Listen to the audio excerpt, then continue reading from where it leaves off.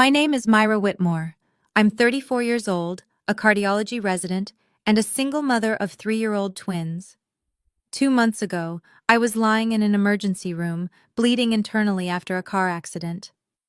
My hands were shaking as I dialed my parents' number. I needed someone, anyone, to watch Lily and Lucas for just a few hours while doctors tried to save my life. What I got instead was a text message in our family group chat that read, "You've always been a nuisance and a burden. We have Taylor Swift tickets with Vanessa tonight. Figure it out yourself." So I did. From my hospital bed, I called a nanny service, paid triple the rate, and made a decision that would change everything. I cut them off. Completely. The monthly mortgage payments, the health insurance, the car repairs. Everything I'd been quietly paying for the past 8 years, gone. 2 weeks later, there was a knock on my door. Before I tell you who was standing there and what happened next, please take a moment to like and subscribe, but only if you genuinely enjoy this story. Drop a comment and let me know where you're watching from and what time it is there. I love connecting with you all. Now, let me take you back to where it all began. Growing up in the Carver household, I learned early that love came with a ranking system.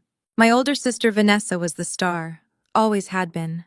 She was 3 years older, effortlessly beautiful, and had this magnetic quality that made our parents light up whenever she walked into a room. When she announced she wanted to pursue fashion design, Mom cried happy tears. Dad called her our little visionary. When I said I wanted to become a doctor, Dad nodded. That's practical. That was it. Practical. I told myself it didn't matter. I buried myself in textbooks, aced every exam, and clawed my way into one of the top medical schools in the country. 4 years of undergrad, 4 years of medical school, 3 years of residency, specializing in cardiology. The day I graduated from medical school should have been one of the proudest moments of my life. My parents arrived 2 hours late.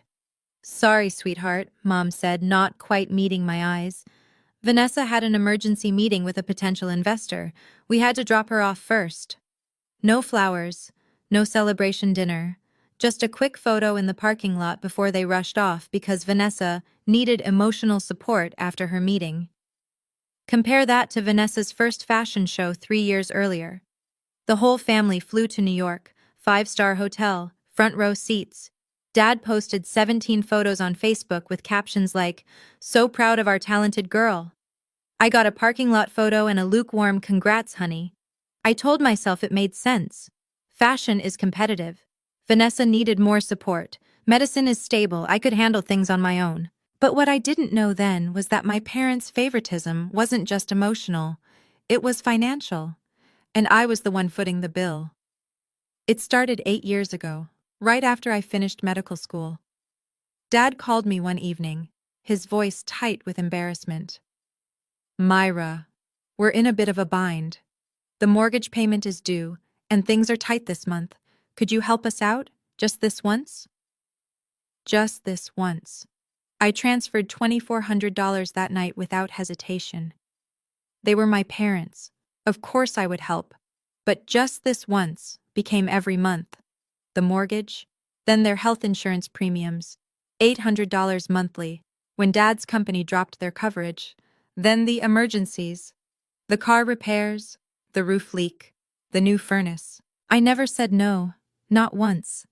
When I got pregnant with the twins and their father walked out during my 5th month, I called my parents from the hospital after a scary bleeding episode. I was terrified, alone, desperate for support. "Oh, honey, we wish we could come," Mom said, "but Vanessa is so stressed after her show in Milan. She really needs us right now." They didn't come. Not for the birth. Not for the first month when I was barely sleeping, nursing 2 newborns while studying for my board exams. But the automatic transfers kept going out. $2,400 for the mortgage, $800 for insurance, whatever else they needed. I kept a spreadsheet. I don't know why. Maybe some part of me needed to see it in black and white. The numbers were staggering. 8 years, $320,000. Give or take. I never asked for gratitude. I never expected a parade. But I also never expected to be called a burden by the people I'd been carrying for almost a decade. That reckoning was coming. I just didn't know it yet. The accident happened on a Tuesday evening. I was driving home after a 16-hour shift. My eyes were heavy, but I was alert enough. The light turned green. I pulled into the intersection. I never saw the truck. It ran the red light doing 50. The impact hit my driver's side door. Glass exploded. Metal screamed. The world spun, then went black. I woke up in an ambulance, pain searing through my abdomen. A familiar face hovered above me. Myra? Myra, can you hear me? Can you tell? Marcus Smith, emergency physician at my hospital. We'd worked together for 2 years. Marcus? My voice came out wrong, weak. What's happening? You were in an accident. We're taking you in now. Possible internal bleeding. You're going to need surgery. Surgery. The word hit me like a second collision. My kids. I grabbed his arm. Lily and Lucas. They're with the babysitter. She leaves at 8. Marcus checked his watch. It's 7:15. 45 minutes. I had 45 minutes to find someone to watch my children while doctors cut me open. I fumbled for my phone with shaking hands. Blood smeared across the screen as I pulled up my parents' number. It rang 4 times. Myra? Dad's voice was impatient. We're about to leave. What is it? Dad, I need help. The words tumbled out between gasps of pain. I was in an accident. I'm being taken to the hospital. Surgery. Please, I need you and Mom to watch the twins, just for a few hours. Silence on the line. Then, hold on. I heard muffled voices. My mother's tone, sharp and annoyed. Vanessa's laugh in the background. The line went quiet.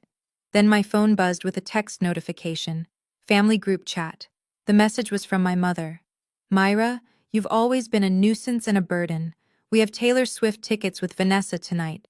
We've been planning this for months. Figure it out yourself. I read it twice, 3 times. The words didn't change. A second message appeared. From Dad. You're a doctor. You're used to hospitals. Don't make this into a bigger deal than it needs to be. Then Vanessa. Not words. Just a laughing emoji. That was it. That was all I was worth to them.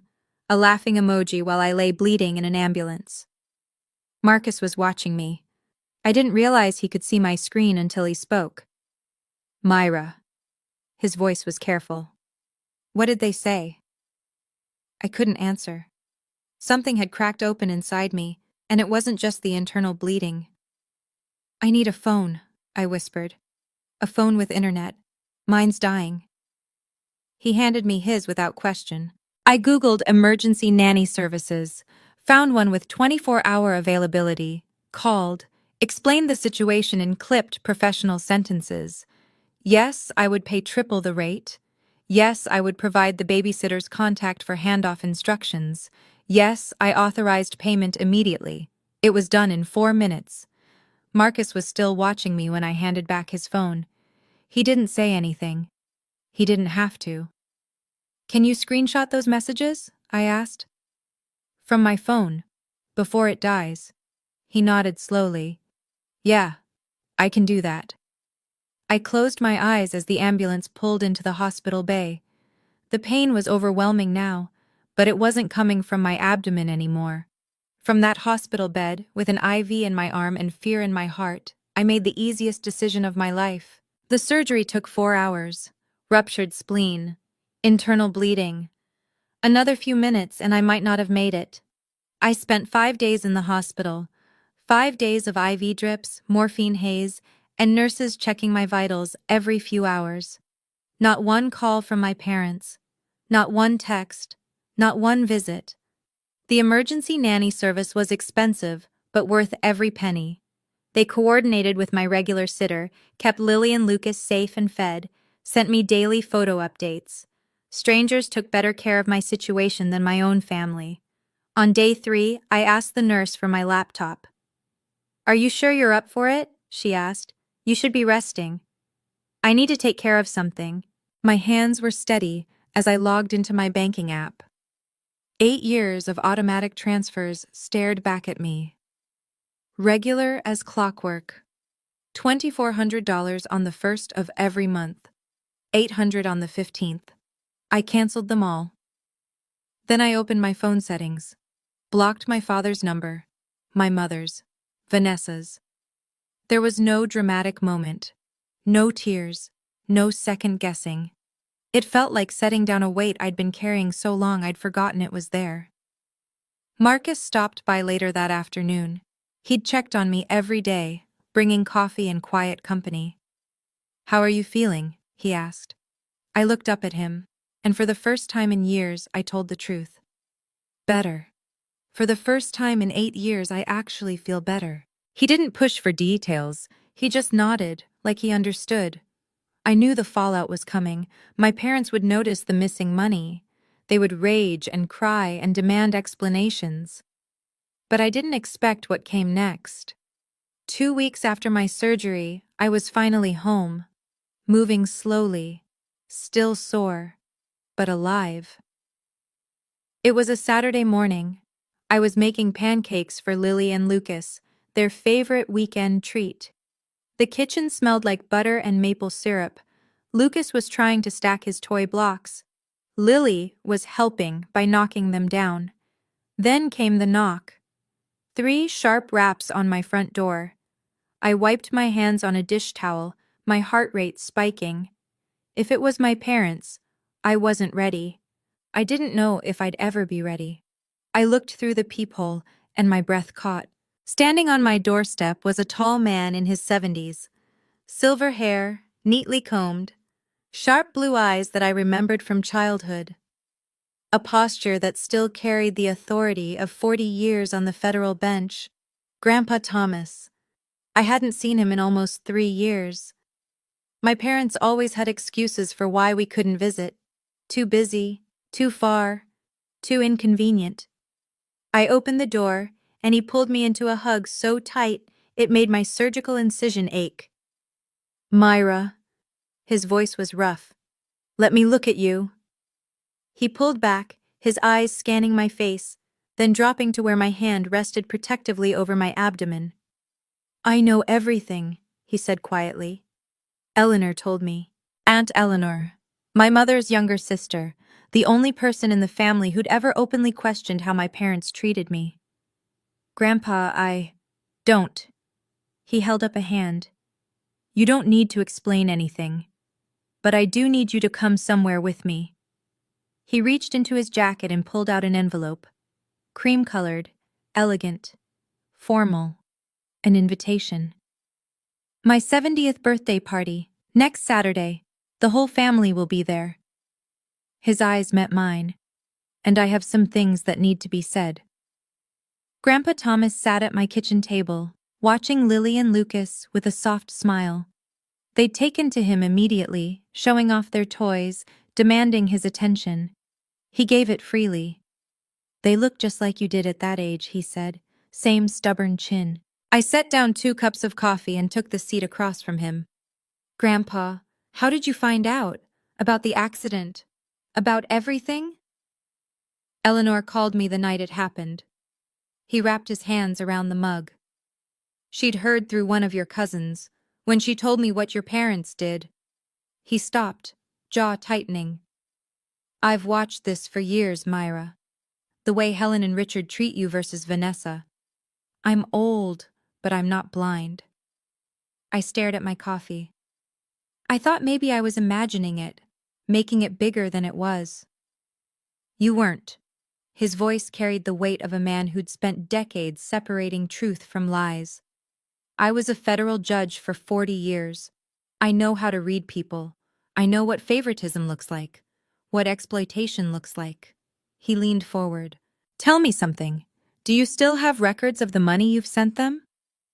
I nodded slowly. "Every transfer, 8 years." "Good." He sat back. "I want you to put together a summary. Every payment, every date, every amount."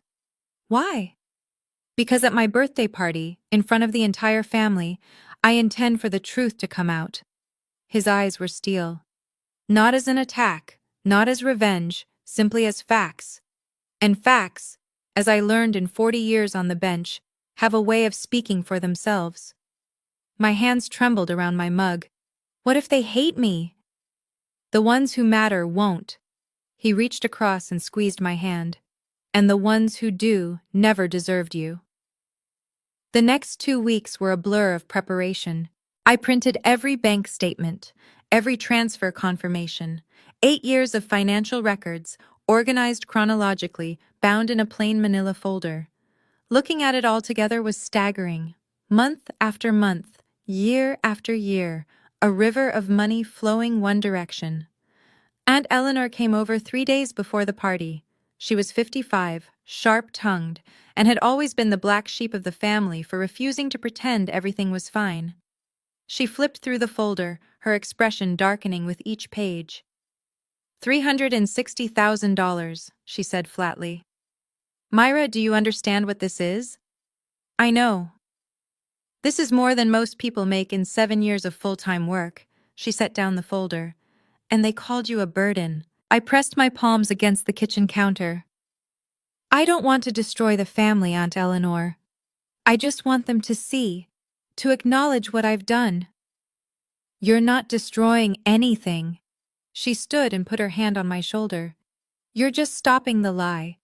They built their comfortable life on your silence. You're not obligated to keep giving them that. I nodded, though my stomach churned with anxiety. What if everyone takes their side? Some might. Family is complicated. She shrugged. But your grandfather has a lot of influence, and more importantly, you have the truth. That evening, I got a text from a cousin I barely spoke to. Heard you and your parents had a falling out. Vanessa's been telling everyone you've been acting erratic since your accident. Just wanted to give you a heads up. I stared at the message. They were already spinning the narrative, painting me as unstable, preparing their defense before I even arrived. I hadn't wanted a fight, but it seemed they were bringing one anyway. Grandpa Thomas's house was a colonial estate on 3 acres of manicured land. White columns, wraparound porch, the kind of place that whispered old money and quiet authority. I pulled into the circular driveway, my hands tight on the steering wheel. Lily and Lucas were in their car seats, chattering about the big house and the balloons they could see through the windows. More than 40 cars lined the property. The whole family was here. I wore a simple navy dress, professional, understated. I wasn't here to make a scene. I was here to tell the truth. The folder was in my bag. Inside, the party was already in full swing. Waiters circulated with champagne. A string quartet played in the corner. Crystal and silver glinted under the chandelier light. I spotted them immediately. My parents stood near the fireplace. Dad in his best suit, looking distinguished. Mom in a cream-colored dress, laughing at something someone said. They saw me at the same moment. Mom's laugh died. Dad's face went rigid. For a long moment, none of us moved. Then Vanessa appeared. My sister glided over in a designer dress that probably cost more than my monthly student loan payment. Her smile was perfect. Her eyes were ice. Oh, Myra. She air-kissed my cheek. You made it. We heard about your accident. Nothing too serious, I hope? I met her gaze steadily. A ruptured spleen and internal bleeding. I almost died. Her smile flickered. Mom said it was just a fender bender. Mom wasn't there. I shifted Lucas to my other hip. None of you were. Vanessa's composure cracked for just a second. Then she recovered, patting my arm with false sympathy. Well, you look fine now. That's what matters. She drifted away, but I felt the first rumble of thunder. This was only the beginning. The attack came 30 minutes into the party. I was getting fruit punch for the twins when I heard Vanessa's voice, deliberately loud, carrying across the room. I'm so worried about Myra, honestly. She was talking to a cluster of aunts and cousins near the dessert table. The accident really affected her. She's been saying the strangest things. Cut off all contact with Mom and Dad for no reason. I kept my back turned, but every word landed like a small knife. Mom joined in, dabbing her eyes with a handkerchief. We've tried everything. Calls, texts. She won't respond. I think she's having some kind of breakdown. Poor thing, someone murmured. She's always been the sensitive one, Vanessa added. Remember how dramatic she was as a teenager? I think the stress of being a single mom has just been too much. I felt eyes on me, pitying looks, whispered concerns. I said nothing, just handed Lucas his juice cup and smoothed Lily's hair. Aunt Eleanor appeared at my side, her voice low and furious. They've been laying groundwork all week, calling relatives, planting seeds. They know something's coming, and they're trying to discredit you first. I know. Are you okay? I looked across the room at my grandfather. He was watching the scene with an unreadable expression, a glass of whiskey in his hand. He gave me the smallest nod. I'm fine, I told Eleanor. Let them talk. The room quieted suddenly. Someone clinked a glass. Grandpa Thomas rose from his chair. At 70, he still commanded attention like the courtroom judge he'd been for 4 decades. Every eye in the room turned to him.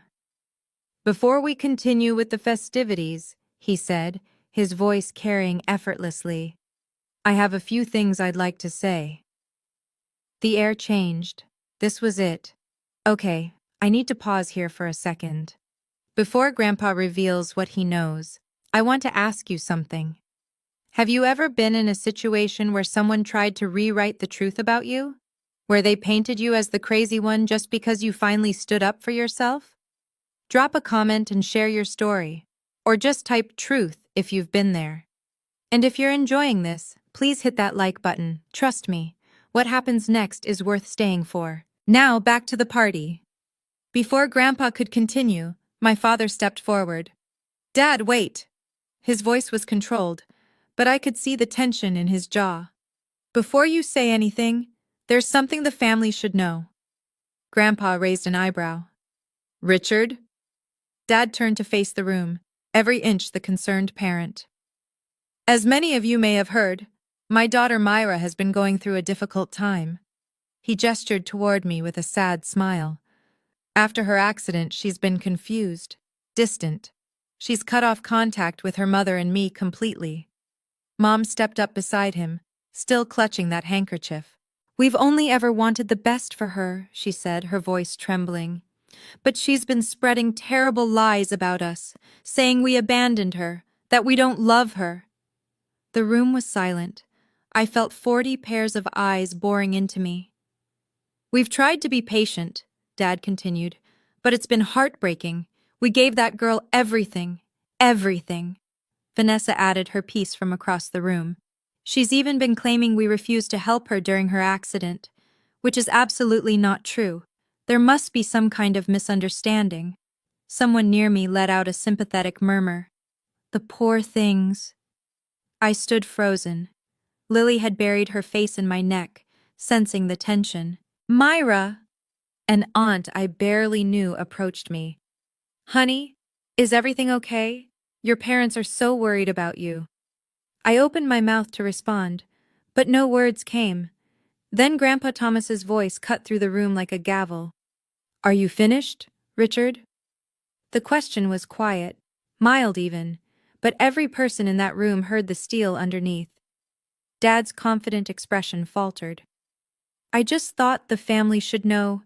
The family should know the truth, Grandpa interrupted. And I intend to give it to them. Grandpa Thomas walked to the center of the room. His gait was measured, deliberate.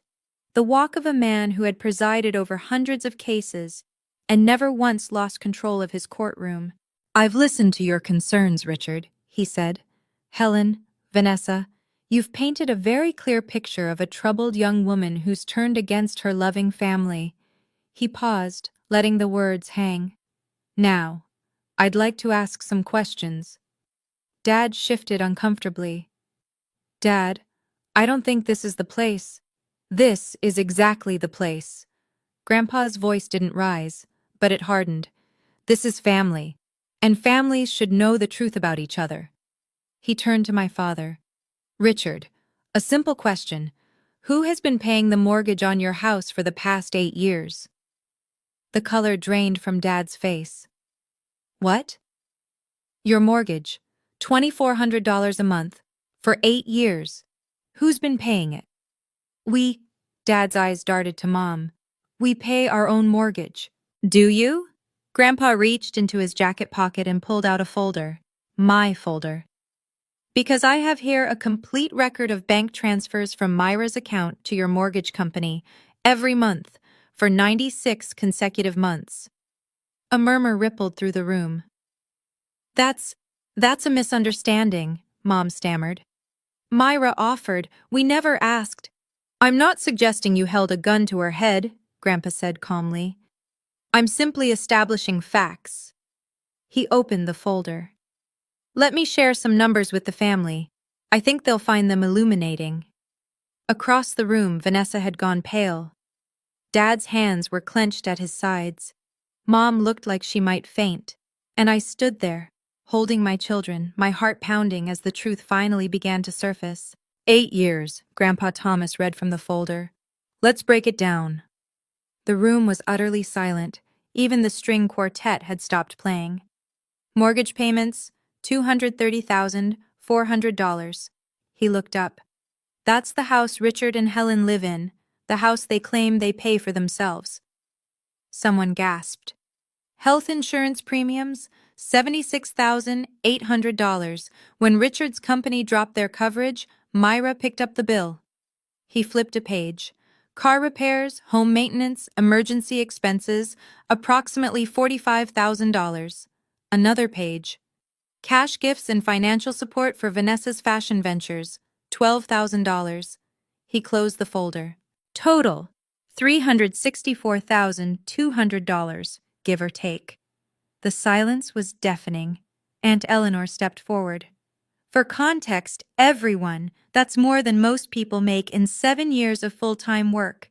Myra did this while completing her medical residency and raising infant twins, alone. She offered, Mom's voice cracked. We never forced her. No one said you forced her, Grandpa replied. But I am curious. In 8 years of receiving this support, how many times did you say thank you? No answer. How many times did you visit her in the hospital after her twins were born? Still nothing. How many times did you show up for her? My mother started crying. Not the delicate, sympathetic tears from earlier, real ugly sobs.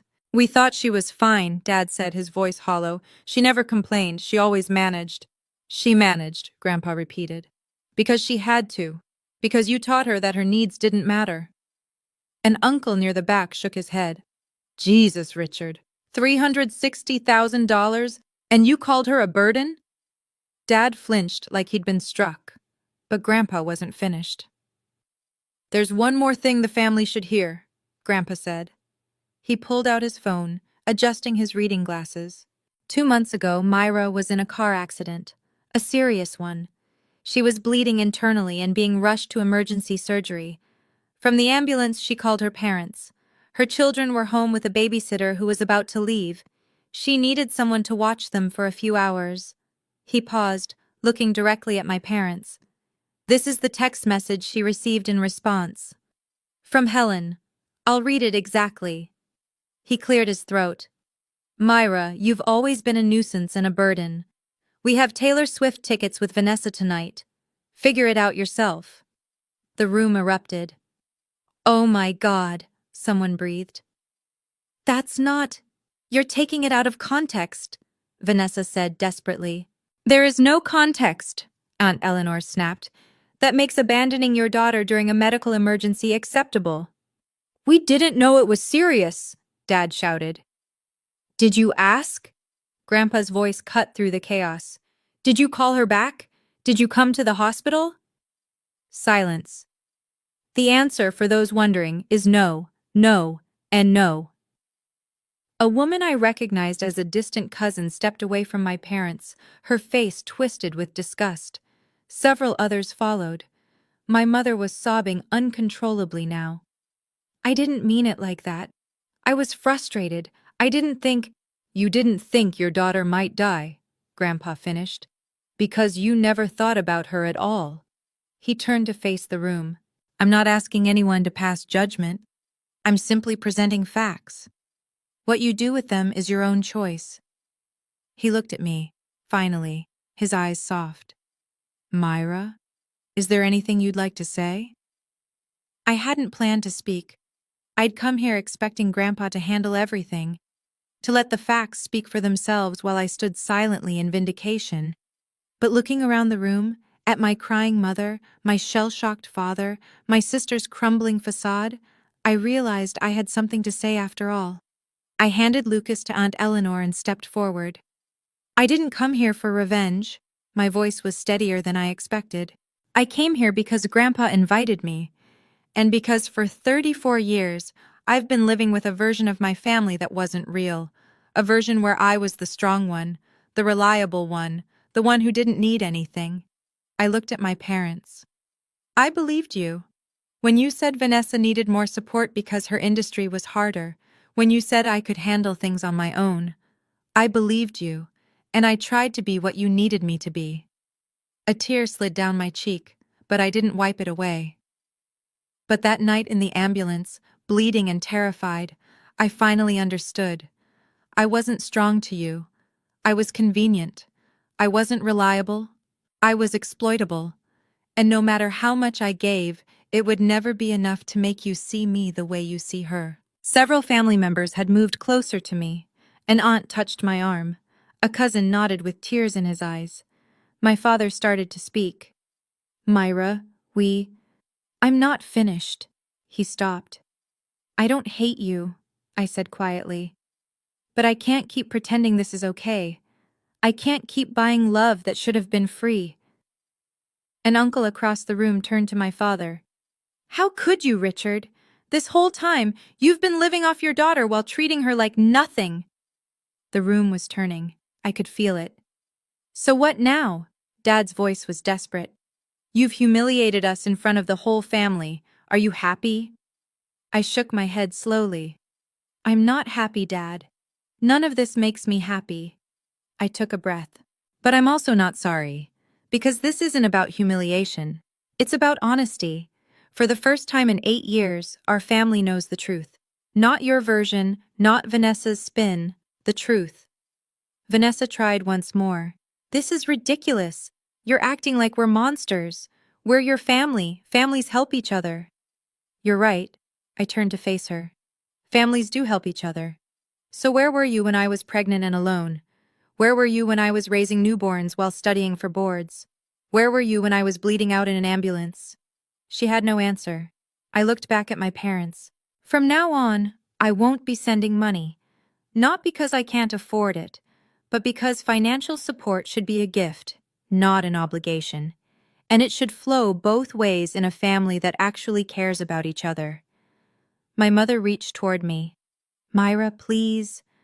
I'm also not cutting you off forever, I continued. But I need space, real space, not a few weeks of guilt-tripping followed by everything going back to normal. I need you to actually think about what you've done. And if someday you can acknowledge it, really acknowledge it, maybe we can rebuild something. I took Lucas back from Aunt Eleanor. But I won't hold my breath. A great aunt approached me, taking my hands in her weathered ones. I'm so sorry, sweetheart, I had no idea. All these years I thought you were the one who had it easy. I know, I said softly. Everyone did. That's how it was supposed to look. All right. I want to check in with you again. That moment when I finally said those words, when I chose myself for the first time, did it resonate with you? I know so many of us have been taught that family means sacrifice, no matter what. But here's the thing. Boundaries aren't betrayal. Saying no isn't selfish. Type boundaries in the comments if you agree. And if you know someone who needs to hear this story, share it with them. Now, let's see what happened in the aftermath. My parents left the party early. No one stopped them. No one said goodbye. Dad helped Mom to the car while she sobbed into his shoulder. Vanessa followed with her head down, refusing to make eye contact with anyone. The silence they left behind was heavy, but not uncomfortable, more like the quiet after a storm passes. In the days that followed, the fallout was swift. My phone buzzed constantly with messages from relatives. Cousins I'd barely spoken to in years reached out to apologize. Aunts and uncles who'd always believed my parents' narrative of the perfect family were reevaluating everything. "I always thought you were the difficult one," Cousin Rachel texted me. "Vanessa made it sound like you pulled away for no reason. I'm so sorry I believed her." The family group chat, the one where I'd received that devastating message, went silent. Then it was deleted entirely. More significantly, my parents found themselves quietly excluded from family gatherings. When my cousin Michael had his 40th birthday 3 weeks later, they weren't invited. When Aunt Eleanor hosted Easter brunch, their names weren't on the list. No one made a formal announcement. No one declared sides. They simply stopped being welcome. My mother called me from a new number 2 weeks after the party. I let it go to voicemail. "Myra, please, we need to talk. This has all been blown out of proportion. Your father is devastated. I'm devastated. Can't we just move past this?" I listened to it once, then I deleted it.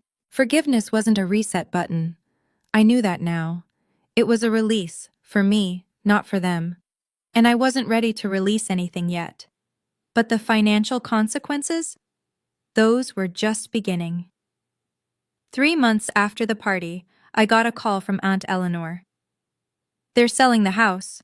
I set down my coffee cup. "What?" "Your parents. They put the house on the market last week. Word is they couldn't keep up with the mortgage payments." I should have felt something. Satisfaction. Vindication. Maybe even guilt.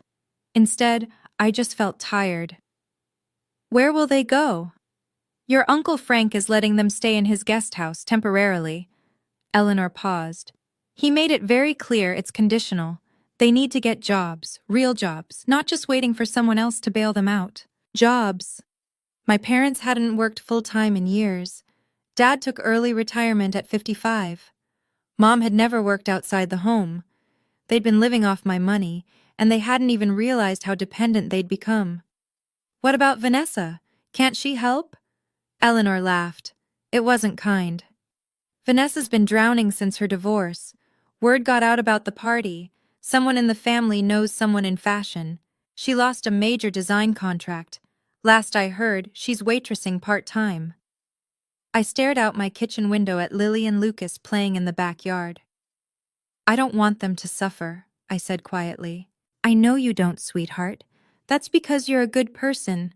Eleanor's voice softened. "But they didn't suffer for 8 years because you were supporting them. They didn't grow. They didn't learn. You stopping wasn't cruel. It was necessary." She was right. I knew she was right. That evening, I sat down with my new budget. The $3,200 I used to send my parents every month now went into a college fund for the twins. They'd never worry about student loans. They'd never carry someone else's burden the way I had. That felt like justice enough. The call came on a Tuesday night, 6 months after Grandpa's party. I was putting the twins to bed when my phone lit up with an unknown number. Normally, I'd ignore it, but something made me answer.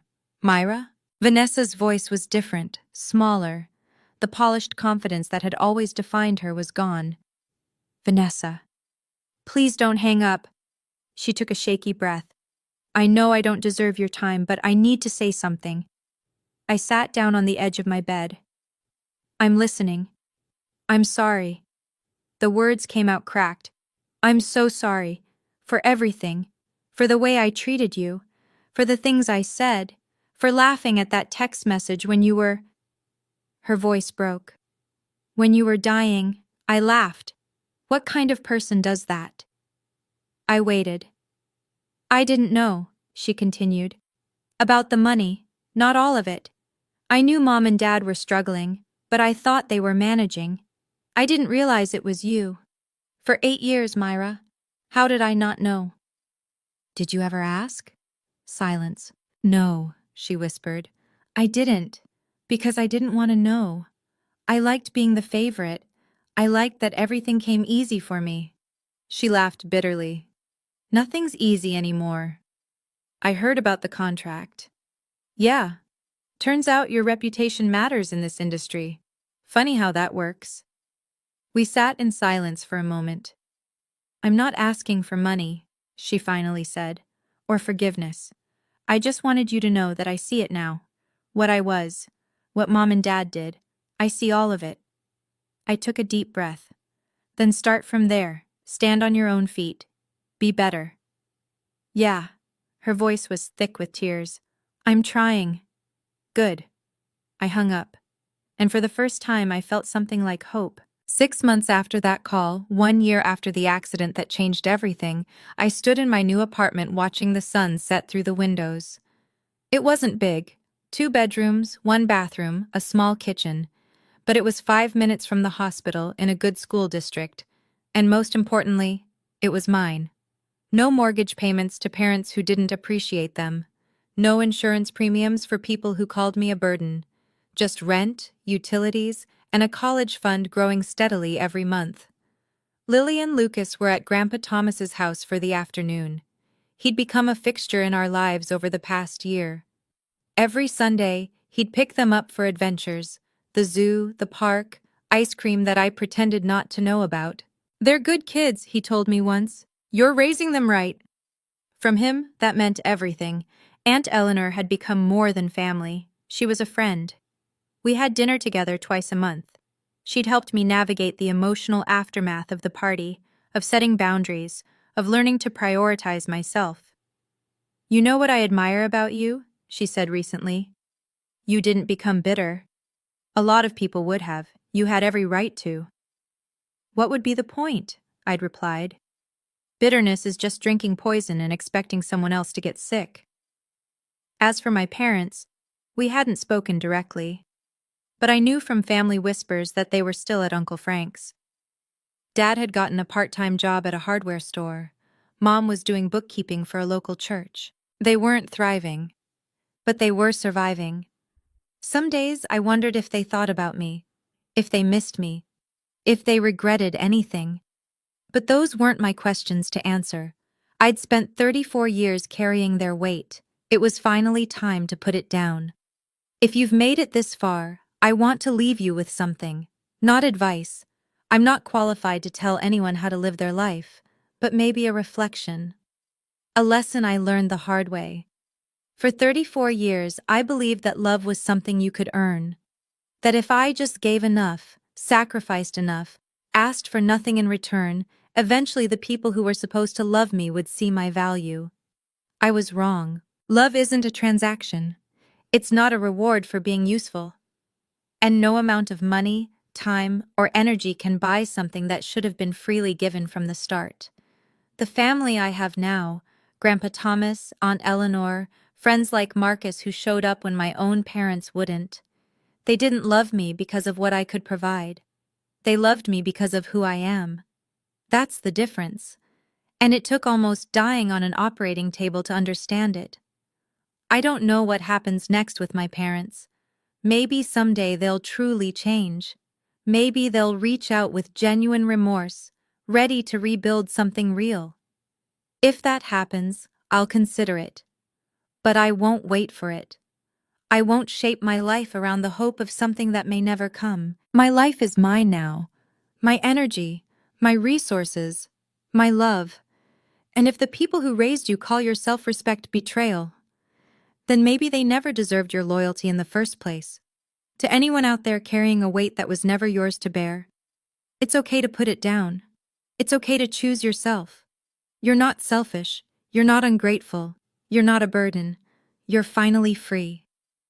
Thank you so much for staying with me through this story. If it resonated with you, please hit that like button and subscribe. It means the world to me. I want to hear from you. Have you ever had to draw a boundary with family? How did it change your life? Drop your thoughts in the comments. And if you want more stories like this, stories about standing up for yourself and finding your voice, check out the video in the description. I think you'll love it. Until next time, take care of yourself. You deserve it.